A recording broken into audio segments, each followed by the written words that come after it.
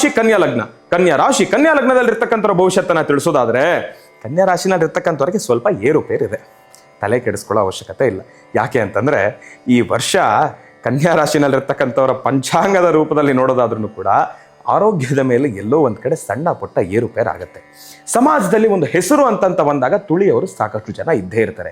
ಕಷ್ಟಪಡ್ತೀರಿ, ನಿಮ್ಮ ಕಷ್ಟಕ್ಕೆ ತಕ್ಕ ಪ್ರತಿಫಲ ಇದೆ. ಆ ಪ್ರತಿಫಲದ ಜೊತೆ ಎಲ್ಲೋ ಒಂದ್ ಕಡೆ ಆ ಟೀಕೆ ಮಾತುಗಳನ್ನ ಕೇಳಿದಾಗ ಮನಸ್ಸಿಗೆ ನೆಮ್ಮದಿ ಆಗುತ್ತೆ. ನಿಮ್ಮ ಭವಿಷ್ಯತ್ತು ಹೇಗಿದೆ ಅಂತಂದ್ರೆ, ನೀವು ಕಷ್ಟಪಡ್ತೀರಿ, ಕೆಲಸನೂ ಆಗತ್ತೆ. ಆ ಕೆಲಸ ಆದಾಗ ಸಂತೋಷ ಇರುತ್ತೆ ಗೊತ್ತಾ, ಅದನ್ನ ಅನುಭವಿಸೋದಕ್ಕೆ ನಿಮ್ಮ ಮನಸ್ಸು ಒಪ್ತಾ ಇರೋದಿಲ್ಲ. ಎಲ್ಲೋ ಒಂದ್ ಕಡೆ ಇವ್ರ ಕೈಯಲ್ಲಿ ಮಾತು ಕೇಳ್ಬಿಟ್ನೆ ಅನ್ನೋ ಒಂದು ಮನಸ್ಥಿತಿಗೆ ತುತ್ತಾಗ್ತಾ ಇರುತ್ತೆ ಹೊರತಾಗಿ ನಿಮ್ಮ ಸಂತೋಷನ ಸೆಲೆಬ್ರೇಟ್ ಮಾಡ್ಕೊಳ್ಬೇಕು ಅನ್ನೋ ಮನಸ್ಥಿತಿನೇ ಕಳ್ಕೊಂಡ್ಬಿಟ್ಟಿರ್ತೀರಿ ನೀವು. ನಿಮ್ಮ ಪರಿಸ್ಥಿತಿ ಹೀಗಿದೆ. ಹಾಗಾಗಿ ಯಾಕೆ ತಲೆ ಕೆಡಿಸ್ಕೊಳ್ತೀರಿ? ಆಡೋರು 1000 ಆಡ್ಲಿ. ನಾನೀಗಾಗ್ಲೇ 3 ಸತಿ ಮಾತಾಡಿದೆ, ಆನೆ ನಡೆದಿದ್ದೇ ದಾರಿ. ಆನೆ ರಾಜಗಾಂಭೀರ್ಯದಲ್ಲಿ ನಡ್ಕೊಂಡು ಹೋಗ್ಬೇಕಾದ್ರೆ ನಾಯಿಗಳು ಬೊಗಳುತ್ತವೆ. ಅದ್ರ ಬಗ್ಗೆ ಎಲ್ಲ ತಲೆ ಕೆಡಿಸ್ಕೊಂಡು ಕೂತ್ರೆ ಆನೆಗೆ ಮರ್ಯಾದೆ ಇರುತ್ತಾ?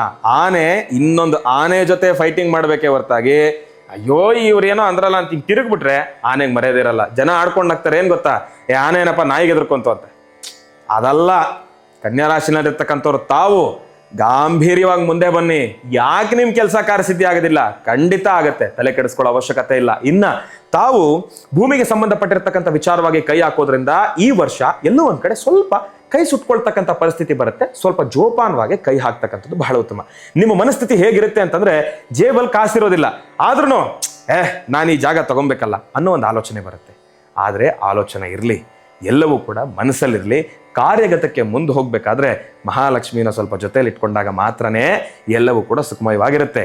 ಈ ವರ್ಷ ಆದಷ್ಟು ಮಹಾಲಕ್ಷ್ಮಿಯನ್ನ ಪ್ರೀತಿಯಿಂದ ಸ್ವಾಗತಿಸೋದ್ರ ಬಗ್ಗೆ ಆಲೋಚನೆ ಮಾಡಿ, ಖರ್ಚು ವೆಚ್ಚಗಳ ಮೇಲೆ ಒಂದು ಲಗಾಮನ್ನ ಹಾಕಿಟ್ಕೊಳ್ಳಿ. ತಾವು ಸೇವಿಂಗ್ಸ್ ಮಾಡೋದ್ರ ಬಗ್ಗೆ ಆಲೋಚನೆ ಇರಲಿ, ಖರ್ಚು ವೆಚ್ಚ ಇರಲಿ. ಮುಂದೆ ಇದ್ದಿದ್ದೇ ಜೀವನ ನಡೆಸ್ಕೊಂಡೋದ್ರೆ ಆಯ್ತು. ವಿದ್ಯಾರ್ಥಿಗಳು ತಾವು ಆ ಓದೋದ್ರ ಬಗ್ಗೆ ಸ್ವಲ್ಪ ಗಮನ ಇರಲಿ. ಎಲ್ಲೋ ಒಂದ್ ಕಡೆ ನಿಮ್ಮ ಮನಸ್ಸು ಬೇರೊಂದು ಆಲೋಚನೆಗಳಿಗೆ ಓಡ್ತಕ್ಕಂಥದ್ದಿರುತ್ತೆ. ಎಲ್ಲದ್ರ ಬಗ್ಗೆ ಕೂಡ ಒಂದು ಗಮನ ಇರಲಿ ಅಂತ ಹೇಳ್ತಾ, ಇದೆಲ್ಲದಕ್ಕೂ ಕೂಡ ಸಣ್ಣ ಪುಟ್ಟ ಪರಿಹಾರ ಇದ್ದೇ ಇರುತ್ತೆ. ಯಾಕೆ ತಲೆ ಕೆಡಿಸ್ಕೊಳ್ತೀರಿ? ಶ್ರೀನಿವಾಸ್ ಶರ್ಮಾ ಆಗ್ಲಿ, ಆನಂದ್ ಗುರುಜಿ ಅವರಾಗ್ಲಿ, ನೀವು ಲಕ್ಷಾಂತರ ರೂಪಾಯಿ ಖರ್ಚು ಮಾಡಿ ಪ್ರತಿದಿನ ಒಂದೊಂದು ಪೂಜೆ ಮಾಡಿ ಅಂತ ಹೇಳೋದಿಲ್ಲ. ನಿಮ್ಮ ಮನೆಯಲ್ಲಿರೋ ಪದಾರ್ಥಗಳಲ್ಲಿ ಚುಟುಕಾಗಿರ್ತಕ್ಕಂಥ ಒಂದಿಷ್ಟು ವಿಚಾರಗಳನ್ನ ನಾವು ಹೇಳ್ತಾ ಇರ್ತೀವಿ, ಅದನ್ನ ಅನುಸರಿಸ್ಕೊಂಡೋದ್ರೆ ಸಾಕು. ಬೀಸೋ ದೊಣ್ಣೆ ತಪ್ಪಿಸ್ಕೊಂಡ್ರೆ 1000 ವರ್ಷ ಆಯುಸ್ಸು. ಇದನ್ನ ಮನಸ್ಸಲ್ಲಿ ಇಟ್ಕೊಂಡು ಮುಂದುವರಿರಿ. ಹಂಗಂತ ಪ್ರತಿ ಸತಿ ಬೀಸೋ ದೊಣ್ಣೆ ತಪ್ಪಿಸ್ಕೊಳ್ಳೋದಲ್ಲ. ಎಲ್ಲಿ ತಲೆ ತಗ್ಗಿಸ್ಬೇಕು, ಎಲ್ಲಿ ತಲೆ ಎತ್ಕೊಂಡು ನಿಂತ್ಕೊಳ್ಬೇಕು ಅನ್ನೋದನ್ನ ಒಬ್ಬ ಮನುಷ್ಯ ಕಲ್ತ್ಕೊಬೇಕು. ಇರ್ಲಿ, ಕಾಲಕ್ರಮೇಣ ಹಂಚ್ಕೊಳ್ತಾ